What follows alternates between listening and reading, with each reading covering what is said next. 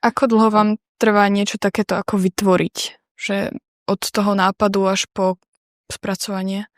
Ťažko na to odpovedať, ale to, čo ma baví a čo naozaj niekedy akože funguje úplne skvelo, je, že snažím sa ako keby vytvárať tie veci nezávisle na zadaní, že ako keby do šuflíku v podstate.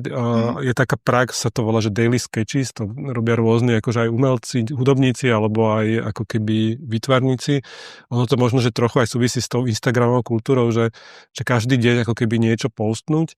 Ale teda to, že keď si vytváram nejaké krátke akože programy alebo na niečom pracujem každý deň trochu, že pol hodinu až hodinu a potom zrazu dojde ako keby nejaká požiadavka, že OK, že či nechcem niečo spraviť alebo nemám nejakú vec, tak to iba vyťahnem zo šuflíku a dotvorím to.